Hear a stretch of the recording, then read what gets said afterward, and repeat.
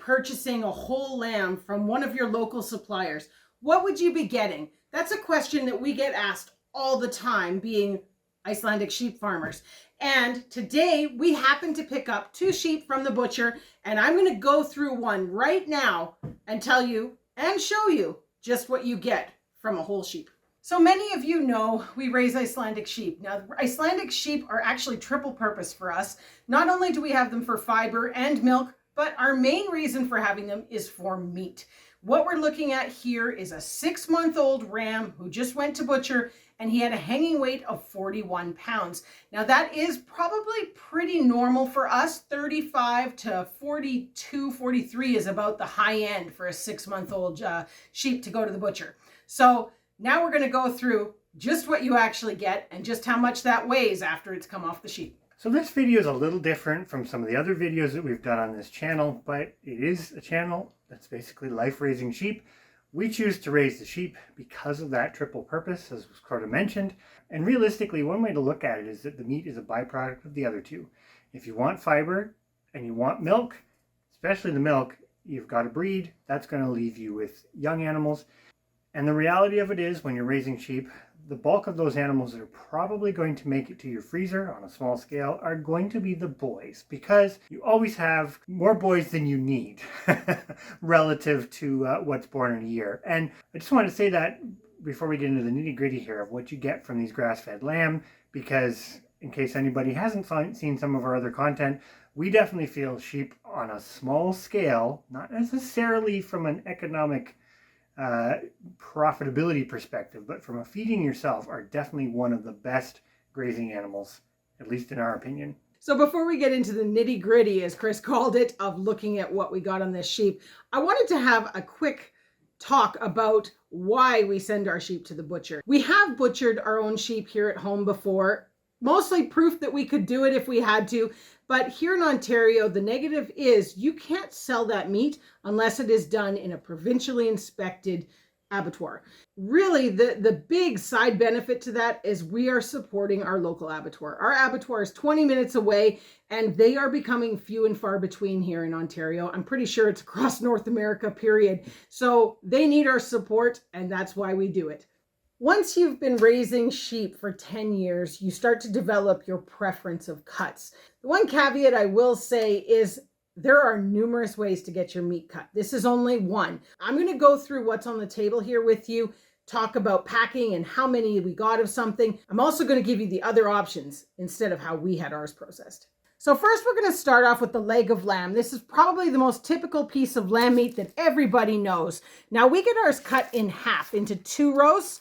Normally what you'd see in the store would be one long one like that with the bone sticking out either end kind of thing.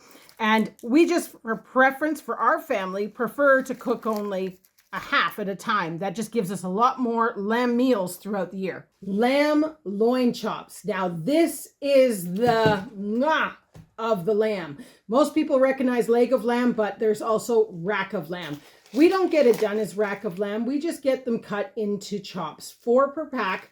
And with this particular sheep, we ended up with 8 packs. That's a really, really nice amount. We don't always see that.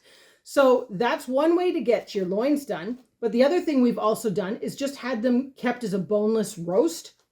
That's a really, really sweet, tender loin off of a beef or something like that. You get the idea of just what that piece of meat is worth. So that meal would go a lot quicker.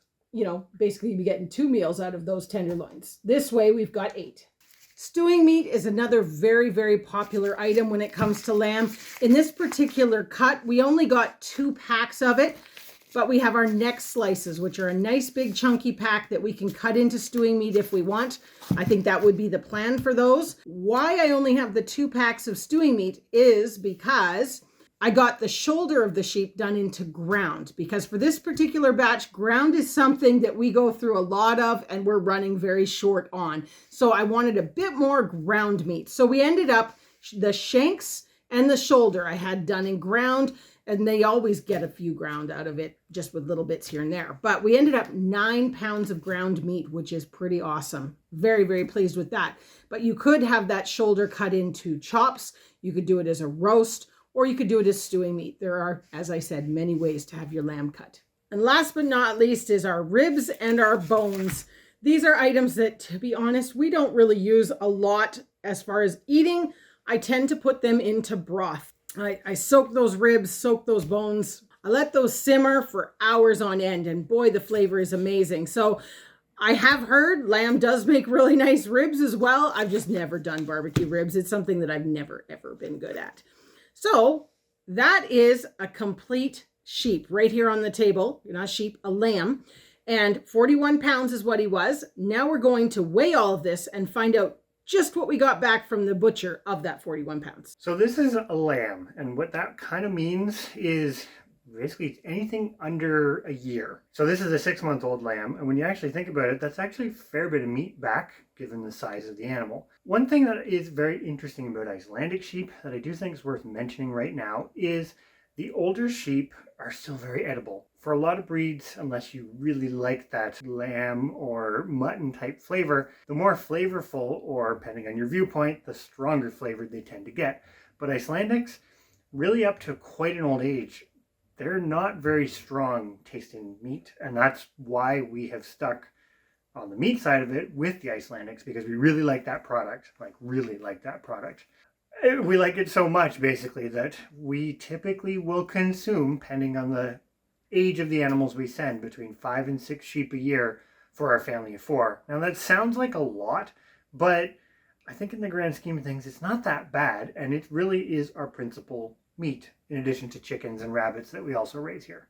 As many of you know, we love the numbers. It's something that we have done all our years on YouTube with the Hickory Croft Farm channel. And here we are on Life Raising Sheep, plugging the numbers again. What did we get from that 41 pounds? Let me tell you, 31.25 pounds. I'm actually impressed with that. And that didn't include the bones. If we include the bones, we're at 36.5 pounds. So from hanging weight, really what we got back from the butcher, we only lost, I should have worked this out. What is 5 pounds of 40 is, this is terrible, 10%? Is that even 10%? Yeah, it would be a little bit more than 10%. So, because 10, you're going to put this in too, because I totally am having a math moment and you're loving it. So, in the end, there was about a 12% loss on hanging weight to the finished product. And I think you could probably expect that across the board, depending on how you got your animal cut.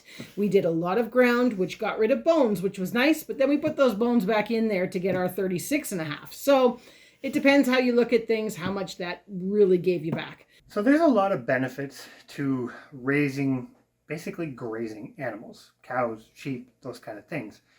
But where I think sheep, I guess, shine a little bit is there's a very quick turnover. So that was only a 6-month-old lamb. So they are growing extremely fast in that first little bit of life. And yes, if you kept it to 2 years like a cow, you got a lot more meat than what we got off of this young one. But they're very efficient because of that fast growth. So one thing I'm not actually going to talk about in this video is sort of the cost per pound. And the reason why I am not is very strategic, because for us, it really depends on the butchering cost. And that's going to vary widely depending on where you are, where you're getting your sheep processed. Like Stephanie said at the beginning, if you're just doing it for yourself and you are doing it from start to finish, you have no overhead cost there. And when you think about it in the perspective of your seasons, for example, a cow realistically has to be overwintered and then it's butchered the following year. These sheep at 6 months, or even 7 months, or even 8 months, are going before you get into winter. So if you're in an environment like us, where you actually get pretty distinct seasons, and you have a winter where you can't graze them, that really works out favorably, because you can reduce your numbers of your population sort of before winter sets in and still get a really good economical benefit. I hope you enjoyed the video. I hope it was informative and helpful. And I really do hope that it makes you think about buying from that local farmer down the road and having a better understanding of what you're going to get for that hanging weight, because that's why hanging weight is always a cheaper price than if you were to buy that meat right from, specific cuts. If you were to buy specific cuts, you'd probably be $14 to $18 a pound as opposed to $12 a pound on a hanging sheep. So enjoy.